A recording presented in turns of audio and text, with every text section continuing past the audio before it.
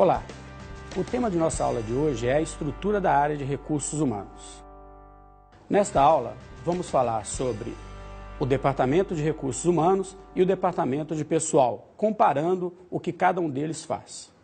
Antes de começarmos a falar do Departamento de Recursos Humanos, é importante tirar uma dúvida, uma confusão que existe entre o Departamento de Recursos Humanos e o Departamento de Pessoal da empresa. Apesar de, por muitas vezes, trabalharem juntos, esses departamentos têm funções bem diferentes e nós vamos tentar entender a diferença entre eles. O Departamento de Pessoal é responsável pela parte mais burocrática da relação entre o empregado e a empresa. Vamos ver o depoimento de um profissional dessa área para ver o que ele fala.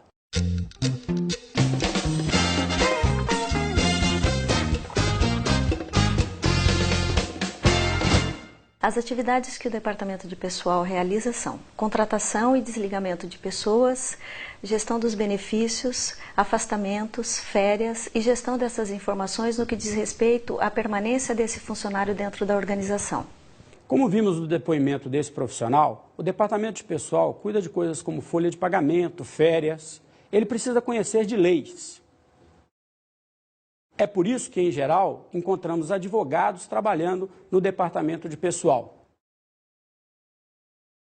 Ele precisa conhecer de leis, principalmente da CLT, a Consolidação das Leis de Trabalho. O Departamento de Recursos Humanos cuida da pessoa e não das relações legais de trabalho. Agora vamos tentar organizar um pouco o que esse profissional nos disse. A área de recursos humanos é formada por 6 grandes sistemas ou processos. Vamos entender cada um deles. O primeiro grande processo é o processo de agregar pessoas. Ele é composto pelo recrutamento e a seleção. Este será o foco de nossa aula de hoje e por isso vou falar dele um pouquinho mais adiante. O segundo grande processo é o processo de aplicar pessoas. Ele é responsável pelo desenho de cargos, a cultura organizacional e a avaliação de desempenho. Vamos entender o que é cada uma dessas coisas. Desenho de cargos. Imagine que você vai abrir um restaurante, você e mais 2 amigos, que agora serão seus sócios. O que cada um vai fazer nesse restaurante? Você sempre trabalhou na área comercial e acha que deve assumir o departamento comercial da empresa. Um de seus amigos é contador e, por isso, vai assumir o departamento financeiro dessa empresa. Já o terceiro de seus sócios é cozinheiro e, por isso, vai assumir a área operacional da empresa. Esse nosso exemplo é bem simples, mas dá para entender o que a área de desenho de cargos faz em uma empresa. Vamos imaginar agora uma indústria muito grande, que tem áreas de operação, de logística, de finanças, de cobrança. Cada um dos cargos precisa ser definido quais as tarefas são inerentes àquele cargo. Esta é a função da área de desenhos de cargos. Já a cultura organizacional é a maneira como a empresa faz os seus negócios, como trata os seus clientes e como trata os seus funcionários. Ela tem a ver também com a liberdade e a relação que os empregados têm com a empresa. Empresas fortes geralmente têm culturas fortes. Em minha vida profissional, trabalhei em uma grande empresa, a Ambev. Você deve conhecê-la pelos seus produtos, Brahma, Skol, Antártica. A cultura organizacional da Ambev é muito forte. Até a relação das pessoas entre si e das pessoas com seus clientes é marcada por essa cultura.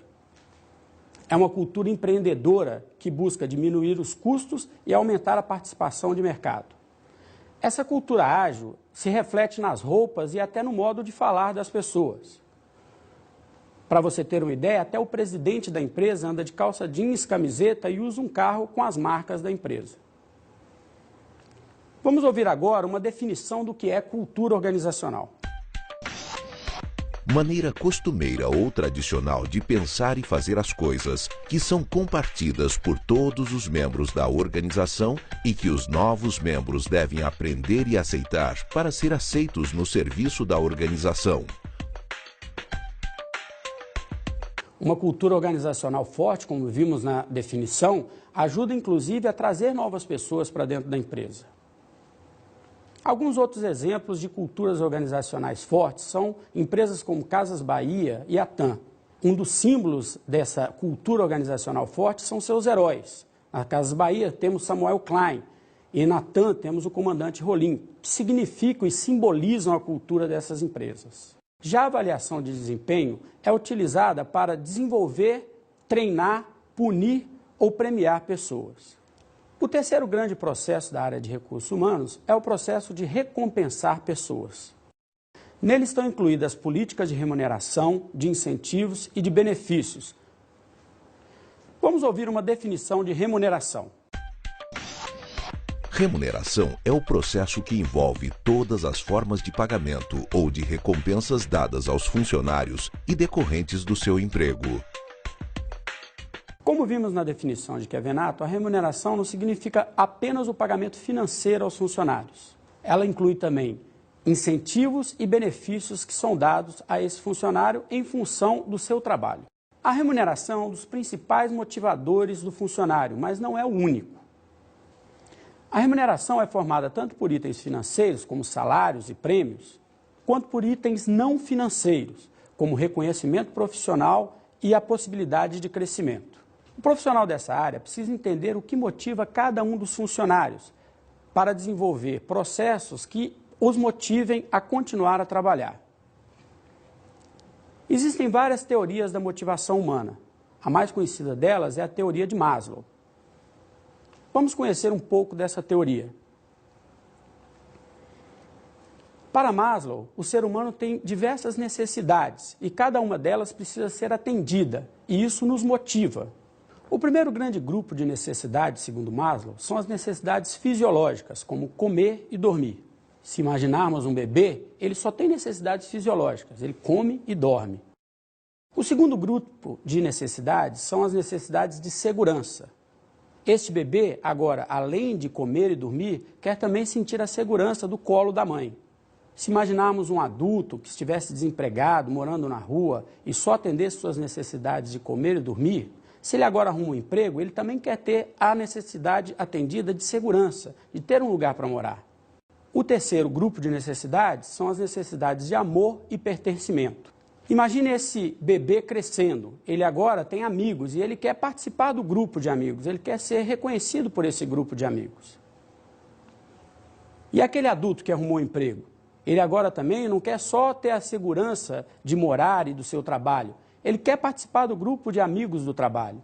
Ele quer jogar futebol junto com as pessoas, ele quer conhecer as pessoas. Outro grupo de necessidades são as necessidades de autoestima. Aquela criança, quando cresce e vira adolescente, ela quer ser gostada pelo grupo, ela quer se destacar no grupo. Ela começa também a se preocupar em buscar uma carreira. Já aquele profissional, que agora já faz parte do grupo, quer se destacar, quer ser líder nesse grupo, quer ser reconhecido pelos seus resultados. Na pirâmide de Maslow, o último grande grupo de necessidades é a necessidade de autorrealização. É quando o profissional busca fazer aquilo que ele realmente gosta, aquilo que o completa. Vamos ouvir um pouco sobre fatores financeiros e não financeiros que motivam os funcionários. São vários os fatores financeiros e não financeiros que ajudam a motivar o colaborador. Vale ressaltar que muitas vezes um benefício não financeiro tem um peso significativo. Um exemplo clássico deste tipo de situação é quando ouvimos a frase: "Me sinto valorizado no trabalho, sou reconhecido". Muitas pessoas mudam de empresa, mesmo que para ganhar menos, mas buscando mais motivação.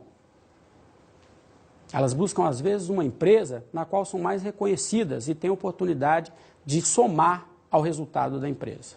O quarto grande processo da área de recursos humanos é o processo de desenvolver pessoas. Ele é responsável pelo treinamento e o desenvolvimento dos funcionários e está intimamente ligado à estratégia da empresa. A estratégia tem a ver com as competências que essa empresa tem.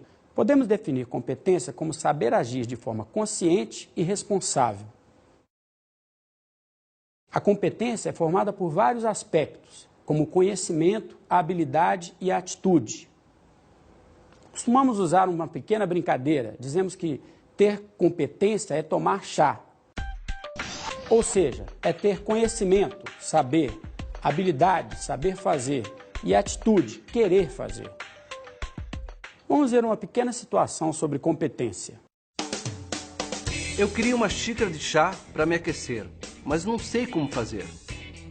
Basta você aquecer a água a cerca de 90 graus centígrados, colocar uma certa quantidade de ervas aromáticas, esperar que elas exalem seu aroma característico e coar a infusão. Então você sabe fazer chá? Sei na teoria, não na prática. Eu sei fazer chá, só não estou com vontade de fazer agora. Se juntarmos o seu conhecimento com a sua habilidade e com a minha vontade de fazer, conseguiremos tomar uma boa xícara de chá. É isso mesmo que vimos nesse pequeno quadro. Competência é somar saber com saber fazer, com querer fazer. Nas empresas, às vezes conhecemos pessoas que têm todo o conhecimento do mundo, mas não querem fazer, não fazem questão. Por outro lado, temos pessoas que têm toda a vontade do mundo, mas não sabem como fazer. Nenhuma dessas duas pessoas é realmente competente, porque elas não conseguem atingir o objetivo. Somente somando saber com saber fazer, com querer fazer, somos realmente competentes. O quinto grande processo da área de recursos humanos é o processo de manter pessoas. Ele está ligado aos aspectos disciplinares, de saúde e de qualidade de vida no trabalho. Quando falamos de motivação, falamos muito das premiações, salários, incentivos, mas a motivação passa também pela disciplina.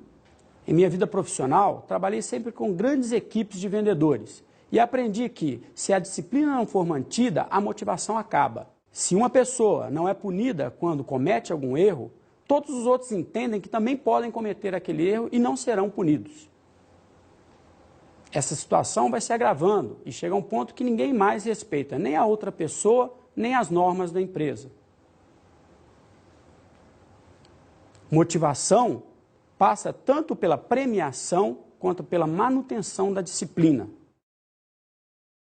Na verdade, disciplina e motivação andam de mãos dadas. Renato Russo tem uma frase ótima sobre isso. Disciplina é liberdade.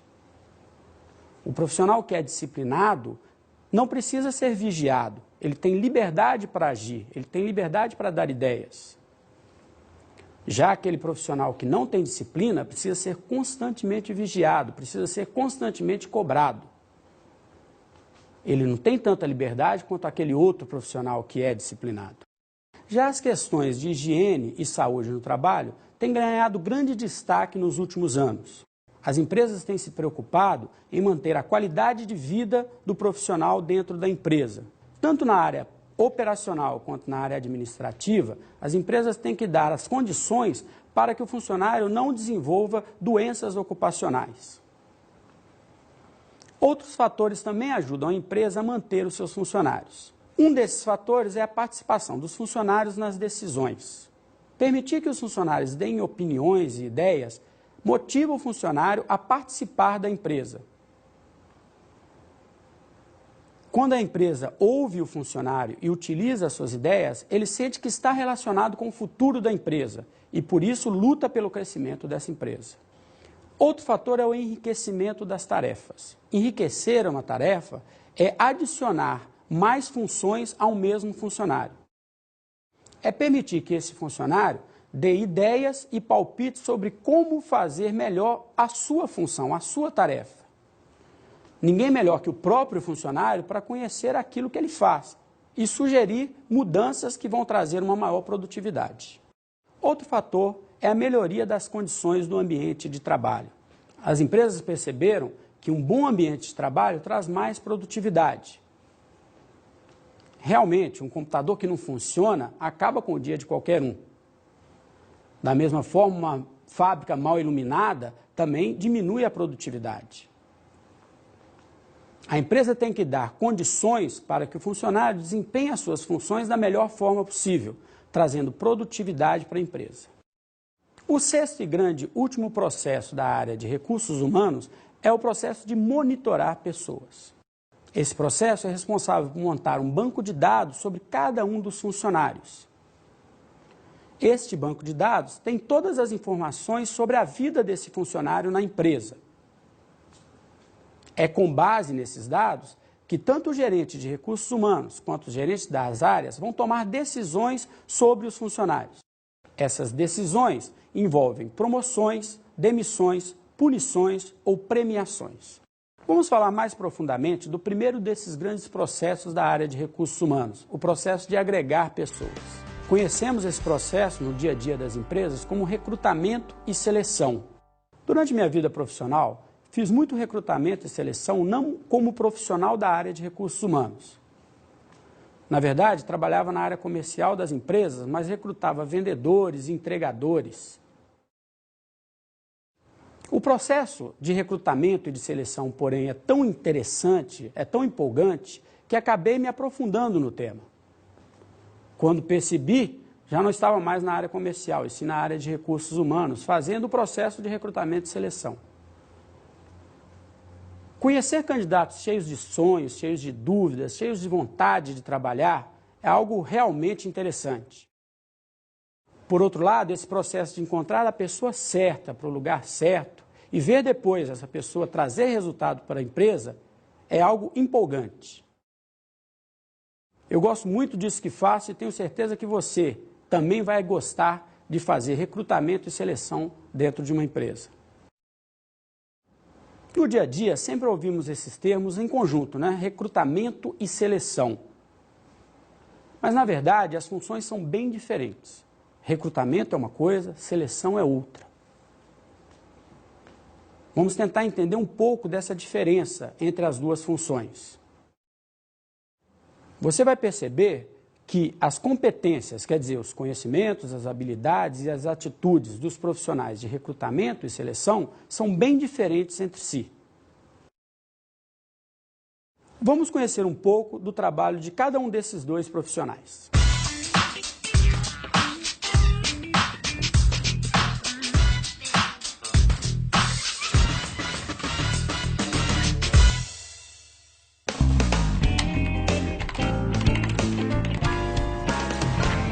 Com licença. Oi. Ó, eu recebi da diretoria autorização para substituição do atual diretor financeiro. O problema é que ninguém sabe que ele vai ser substituído. Ah, pode ficar tranquilo, eu não vou comentar nada. Eu recebi da área de produção uma solicitação para uma vaga de auxiliar de produção. Nós podemos divulgar as oportunidades do mesmo anúncio e também nos jornais da empresa. Não. Não faça isso, por favor, que a vaga é sigilosa. Ai, desculpa, eu nem pensei nisso. Então, como nós vamos fazer? Olha, nesse caso, nós vamos ter que tratar as duas vagas de forma diferente. Essa da área de produção você pode anunciar no jornal e nos murais da empresa. Ok. Eu pensei também em anunciar no jornal do bairro. O que você acha? O bairro é ótimo, porque assim você vai atrair candidatos que moram perto da indústria. Uma boa ideia. E a vaga de diretor? Eu acho que nós vamos usar o processo de Headhunter. Eles vão fazer todo o processo de pré-seleção. Headhunter?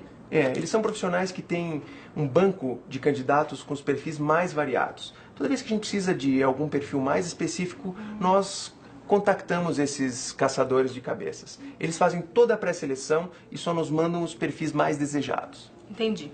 Então, vamos trabalhar.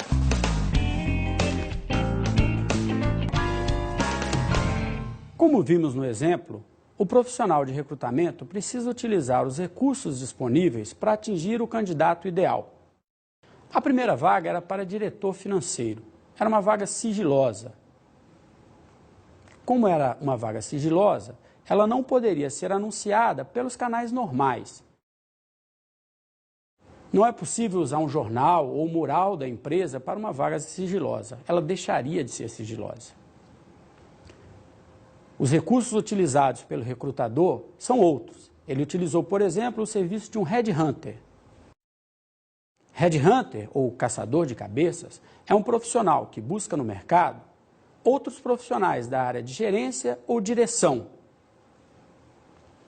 Ele faz todo um trabalho sigiloso e, por isso, é utilizado pelas empresas quando as vagas são para esses cargos, esse nível de cargos, como diretores. Já a segunda vaga era uma vaga operacional. Nesta vaga, a indicação de atuais funcionários é muito importante. Por isso, um dos recursos utilizados pela área de recrutamento é o mural da empresa. Jornais de bairro também são outro recurso muito importante para esse tipo de vaga. Agora, a indicação é só uma das ferramentas de recrutamento. O recrutador vai usar também o seu banco de currículos ou anúncios em jornais, revistas ou rádios. Como você pode perceber, as competências desse profissional de recrutamento são muito parecidas, às vezes, com um profissional de marketing. Ele precisa saber utilizar o recurso certo para atingir o cliente certo. Só que, nesse caso, o cliente certo é o candidato ideal, aquele candidato que tem as competências que a vaga exige. Temos a impressão de que recrutamento é algo muito fácil, que sempre existem mais candidatos do que vagas. Isso nem sempre é verdade. Algumas vagas não têm a quantidade de candidatos ideais. Algumas vagas exigem muito dos candidatos e não temos candidatos com as competências, as habilidades, os conhecimentos, as atitudes necessárias para atingi-las. Já o profissional de seleção de pessoal precisa de outras competências. Ele precisa saber identificar no candidato as competências necessárias. Ele precisa perceber, inclusive, as potencialidades que esse candidato tem, mesmo que ainda não estejam plenamente desenvolvidas. Ele precisa conhecer de pessoas para sentir se aquela pessoa que está ali como candidato realmente vai se adequar à cultura da empresa. A gente sabe que os candidatos, na hora de procurar um emprego, falam muitas coisas que não são verdade. Como querem garantir o sucesso nesse processo de seleção, eles às vezes falam aquilo que queremos ouvir. Existem até empresas que preparam os candidatos para falar aquilo que o selecionador quer ouvir. É por isso que o selecionador precisa saber ouvir. Ele precisa identificar na fala do candidato aquilo que é verdade e aquilo que está sendo encenado. É muito comum encontrarmos psicólogos desenvolvendo a função de selecionador de pessoal. Exatamente porque o psicólogo conhece de pessoas, ele consegue perceber a pessoa por trás daquela máscara que todos nós vestimos. Vamos ouvir de um profissional de seleção sobre as suas funções.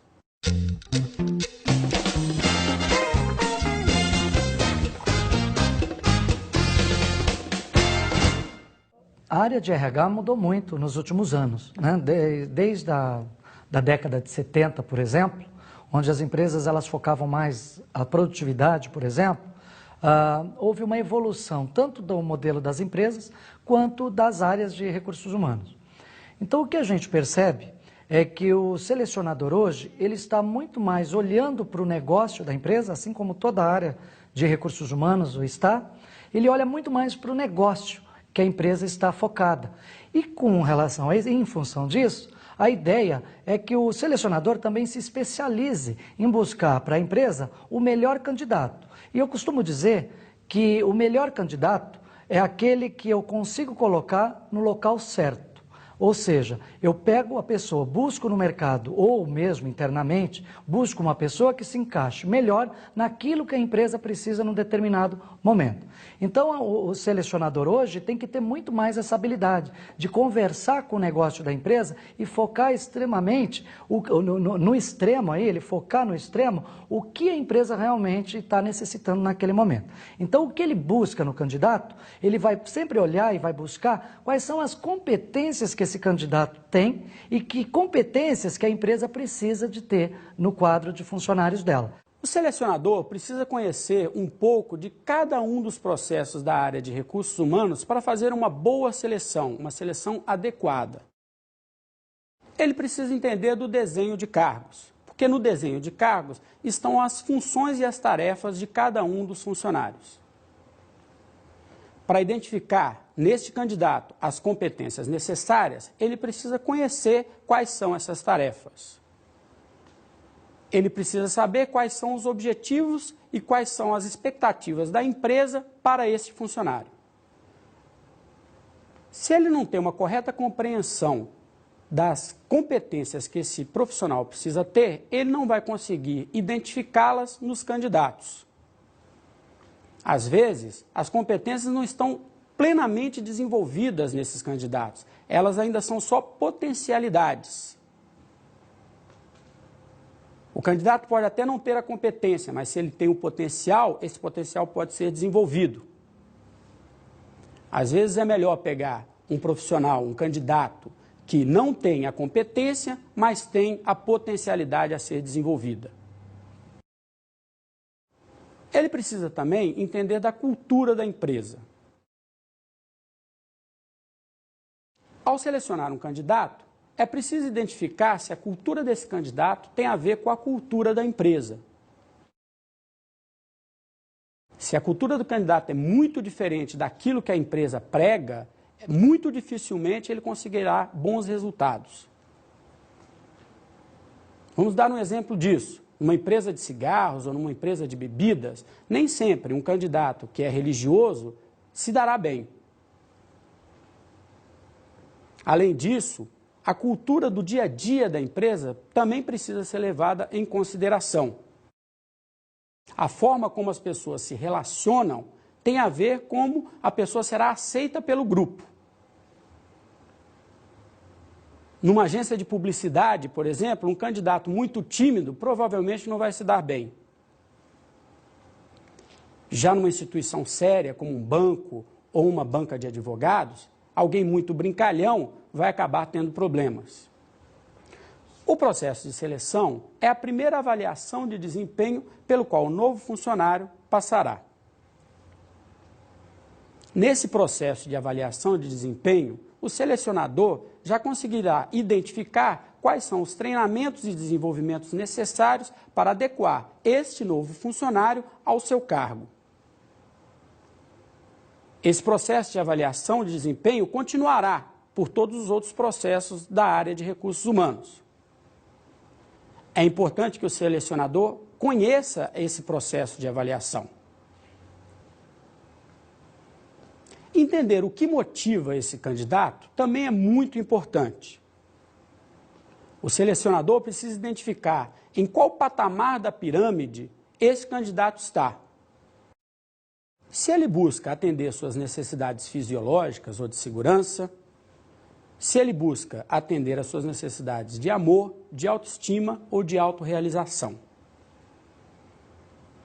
Dependendo do patamar no qual esse candidato se coloca, o selecionador irá perceber se o processo de remuneração da empresa vai atender a essas necessidades.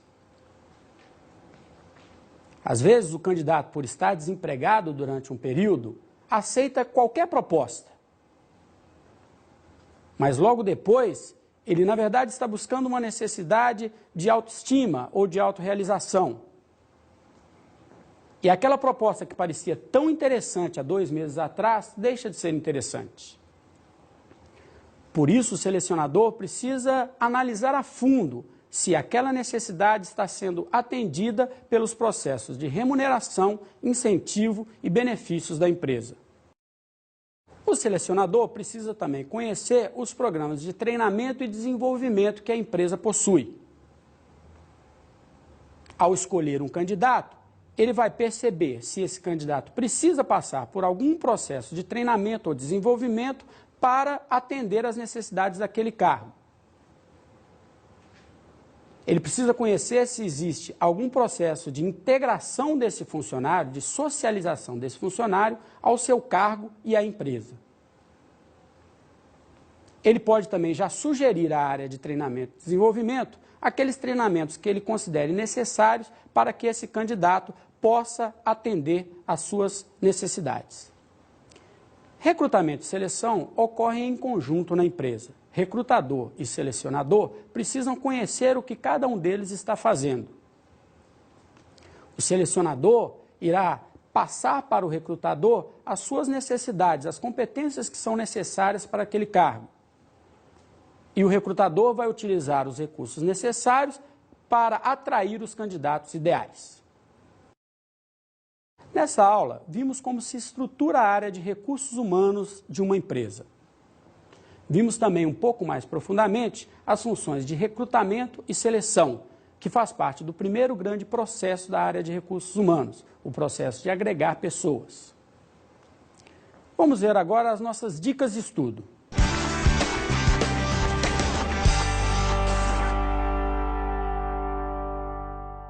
Conheça um pouco mais sobre cada um dos processos da área de recursos humanos no site. Lá você vai encontrar casos e exemplos de cada um dos processos.